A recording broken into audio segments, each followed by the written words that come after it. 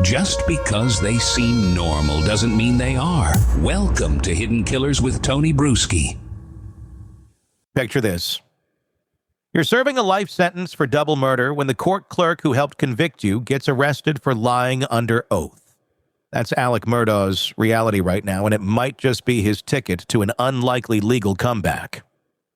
Becky Hill, the former Colleton County Clerk of Court who oversaw Murdaugh's 2023 murder trial, was arrested in May 2025 on 4 felony charges, including perjury and obstruction of justice. Suddenly, Murdaugh's legal team sees daylight where there used to be concrete walls. Before we dive in, let's be clear about what we're dealing with. Alex Murdaugh isn't some wrongfully convicted choir boy. This guy allegedly stole nearly $11 million from vulnerable clients, including the family of his dead housekeeper and a paralyzed man who trusted him with settlement money. He's serving 67 years total for financial crimes on top of 2 life sentences for murder. Even if he wins a new murder trial, he's never getting out of prison. So why does this matter? Because sometimes the system screws up so badly that we have to fix it, even when the defendant is someone we'd rather forget. Think of it like finding out your least favorite neighbor's house was searched illegally by dirty cops. You still hate your neighbor, but you can't let the cops break the rules. To understand how we got here, you need to grasp just how powerful the Murdaugh family was in South Carolina's Low Country. We're talking about a legal dynasty that makes the Kennedys look like newcomers. Alex's great-grandfather, Randolph Murdaugh Sr., became the area's chief prosecutor in 1920. When he died, his son Randolph Jr. took over. When Randolph Jr. died, his son Randolph III stepped in. For 87 straight years, from 1920 to 2007, a Murdaugh served as the elected prosecutor for South Carolina's 14th Judicial Circuit, covering 5 rural counties. That's not just political influence, that's generational control over who gets charged, who gets plea deals, and who walks free. The family law firm Peters, Murdaugh, Parker, Elsroth, and Dietrich was equally dominant. If you got hurt in a car accident, injured at work, or needed to sue someone for malpractice, you called them Murdaughs. They represented both sides of the legal system, prosecuting criminals as the solicitor and suing for damages as personal injury lawyers. Imagine if the same family ran both the police department and the bail bondsman operation. That was essentially the Murdaugh setup, and it made them incredibly wealthy and untouchable. Their influence extended beyond courtrooms. The family owned thousands of acres of hunting land where they entertained judges, politicians, and business leaders. They sponsored local charities, funded political campaigns, and had their name on buildings around town. In Hampton County, population 19,000, the Murdaughs weren't just prominent citizens. They were essentially feudal lords. Alex seemed destined to continue this legacy. He joined the family firm after law school and quickly established himself as a successful personal injury attorney. He was charming, well-connected, and knew how to work juries. By the 2010s, he was pulling in millions annually and living like it. Expensive cars, luxury vacations, private jets, and multiple properties, including a beach house and the family's sprawling hunting lodge called Moselle. But Alec had a secret that would eventually destroy everything. He was addicted to opioids and gambling. We're not talking about casual poker games or weekend trips to Atlantic City. This was pathological gambling involving hundreds of thousands of dollars in losses combined with an opioid habit that allegedly cost him tens of thousands monthly. To fund these addictions, prosecutors say Alec developed an elaborate scheme to steal from his own clients. Here's how it allegedly worked. When the law firm won a settlement for a client, Alec would tell them the insurance company was paying less than they actually were, then pocket the difference. Or he'd claim certain expenses needed to be deducted from their settlement, then redirect that money to himself. Sometimes he'd forge checks or create fake invoices. The victims were often people who trusted him completely. Families dealing with wrongful death cases, injured workers who couldn't read legal documents, elderly clients who relied on his guidance. One of the most heinous examples involved Gloria Satterfield, the Murdaugh family housekeeper who died in 2018 after allegedly falling down the stairs at their home. Alec encouraged Satterfield's sons to sue him for wrongful death, promising it would help them financially. He then secretly arranged for his college roommate to represent the sons, while Alec's law firm represented himself, creating a fake adversarial relationship. When the insurance companies paid out $4.3 million, Alec allegedly kept most of it. The Satterfield family thought they were getting nothing because there was no money available. They discovered the truth only after Alec's crimes became public. Another victim was Hakeem Pinkney, a deaf man who was paralyzed in a car accident. Alec's firm won him an $8.5 million settlement, but Pinkney alleged that Alec stole over $1 million of it by creating fake expenses and fees.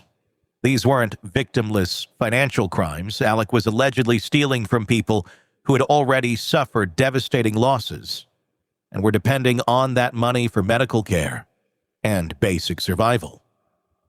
The first crack in Alec's facade appeared in February 2019 when his son Paul, then 19, was charged with boating under the influence, causing death. Paul had been driving the family boat while allegedly intoxicated when it crashed, killing 19-year-old Mallory Beach. The case drew intense scrutiny to the Murdaugh family for the first time in decades. Suddenly, their preferred local media coverage wasn't controlling the narrative anymore. National outlets started digging into the family's history and influence. The boat crash lawsuit threatened to expose Alec's financial crimes through discovery proceedings. Beach's family was suing for wrongful death, and their lawyers were demanding financial records that would show where Alec's money was really going.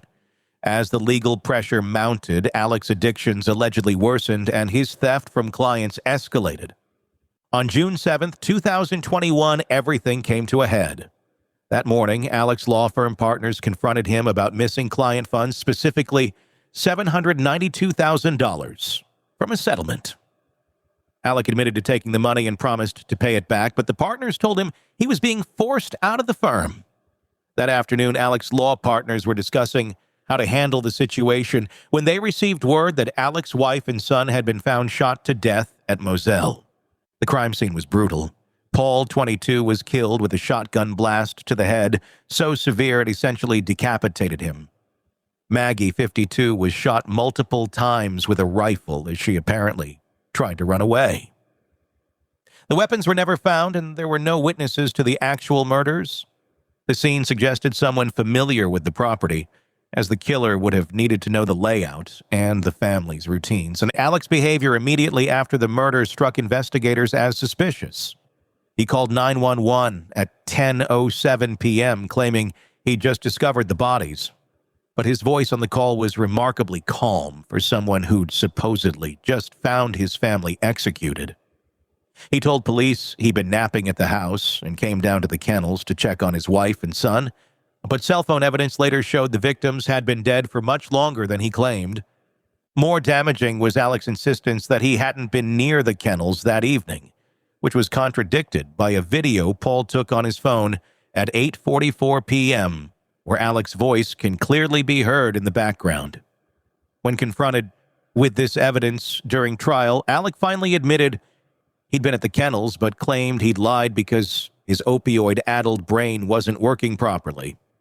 Prosecutors argued this proved Alec was willing to lie about anything, including murder. 3 months after the murders, Alec's financial crimes became public when he was accused of misappropriating settlement funds. Rather than face the music, Alec allegedly staged his own assassination attempt, hiring a distant cousin to shoot him on a rural road so his surviving son, Buster, could collect life insurance money. The plan failed when the cousin's gun misfired, and Alec suffered only a superficial head wound.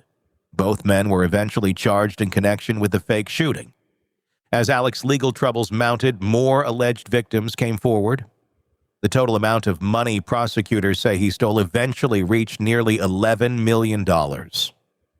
Former clients described trusting Alec completely and being devastated to learn their settlements had been pilfered. Some had lived for years thinking they'd received nothing from their cases, only to discover Alec had actually received substantial payments on their behalf. The murder trial began in January 2023 in Walterboro, about an hour from where the crimes occurred. The prosecution's case was largely circumstantial but compelling. They argued Alec killed his family because he was about to be exposed as a massive thief, and murdering Maggie and Paul would generate sympathy that might help him weather the scandal.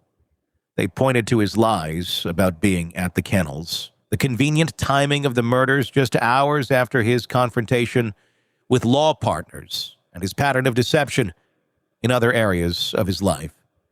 The defense argued there was no physical evidence linking Alec to the murders and that he loved his family too much to kill them. They suggested the real killer might have been someone seeking revenge for Paul's boat crash case or the family's prosecutorial history. They portrayed Alec as a flawed man whose drug addiction led to poor decisions but not murder. The prosecution's star witness was Alec himself. Over 2 days on the stand, he admitted to lying repeatedly to investigators and acknowledged his extensive drug use and financial crimes.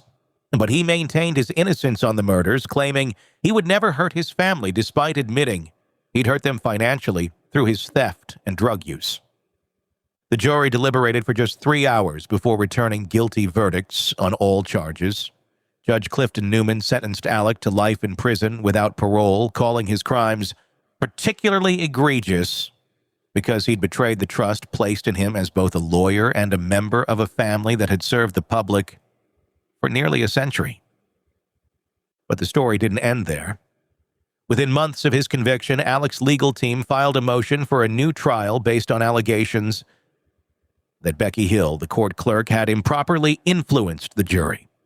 Multiple jurors came forward claiming Hill had made comments during the trial suggesting Alec was guilty and encouraging them to watch his body language and not be fooled by his testimony.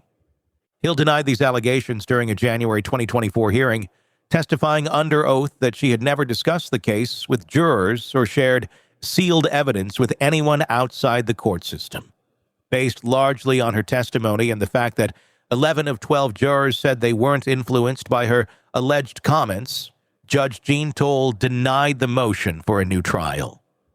That seemed to be the end of it until May 2025, when Hill was arrested on charges that directly contradicted her sworn testimony. The perjury charge alleges she lied when she denied sharing sealed evidence with third parties. The obstruction charge relates to allegedly providing crime scene photos to people outside the court system, possibly including media contacts connected to her book deal. The misconduct charges involve using her position to promote her book and taking unauthorized bonuses from county funds. The book itself, Behind the Doors of Justice, the Murdaugh Murders, became a bestseller and launched Hill into minor celebrity status. She appeared on podcasts, gave interviews, and spoke at events about her experience overseeing the trial. Critics argued she was profiting from her position in a way that was inappropriate for a court official, but Hill defended her actions as simply sharing her unique perspective on a historic case. The criminal charges against Hill have fundamentally changed the landscape of Murdaugh's appeal. If she was lying under oath about her conduct during the trial, it calls into question everything about the January 2024 hearing that denied his new trial motion. More importantly, it provides concrete evidence of misconduct that goes beyond the he said, she said nature of the original jury tampering allegations. Legal experts are divided on how much Hill's charges actually help Murdaugh's case. The competing legal standards for jury tampering create a complex analytical framework. Under South Carolina's State versus Green standard, Murdaugh would need to prove Hill's alleged misconduct actually influenced the jury's verdict. This is difficult when 11 jurors testified they weren't swayed by her comments.